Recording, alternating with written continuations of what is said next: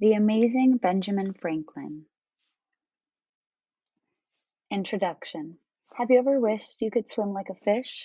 That's what 11-year-old Ben Franklin was wishing when he had tied a pair of wooden paddles to his arms like fish fins. He was already a good swimmer, but he wanted to swim faster. Young Benjamin also liked sailing. This gave him another idea. He tied himself to a kite. He imagined that the kite would work like a sail. He was right. He attached the kite. Ben was pulled across the water quickly.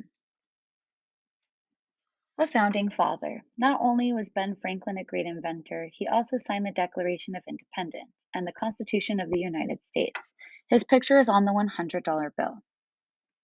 All of his life, Ben Franklin had an inquisitive mind. He was curious and always wanted to learn new things. As a boy, Ben read stories of Robinson Crusoe and the heroes of ancient Greece and Rome. When there was a problem, Ben wanted to find a solution. From finding a way to swim faster to creating a new kind of glasses, Ben Franklin found solutions to many different problems. Chapter 1: Finding Solutions.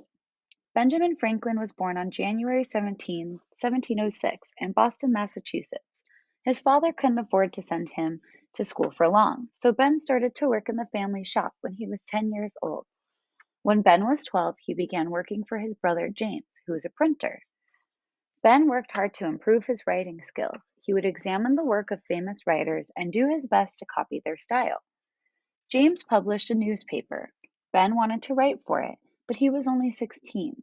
He knew James would not publish something his little brother had written, so he signed his articles, "Silence Dogood," and pushed them under the door of the office.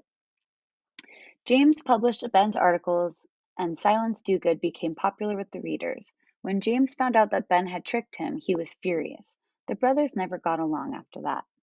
When Ben was 17, he ran away. He went to Philadelphia and found work with another printer. After a few years, he set up his own printing business. Ben went on to publish a newspaper called the Pennsylvania Gazette. Ben Franklin not only printed the paper, he wrote for it too. At that time, not everyone could read well. Ben wanted everyone to be able to learn about the news, and he came up with a solution. He put simple cartoons and pictures into his newspapers.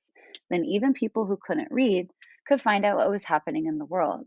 Soon, the Pennsylvania Gazette was the most successful newspaper in America. Ben believed that people should always do things for the good of others. When he was 21, he helped form a group to make Philadelphia a better place to live. They called their group the Junto Club.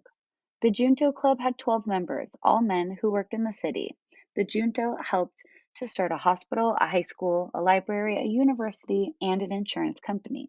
Some of these things were the first of their kind in America.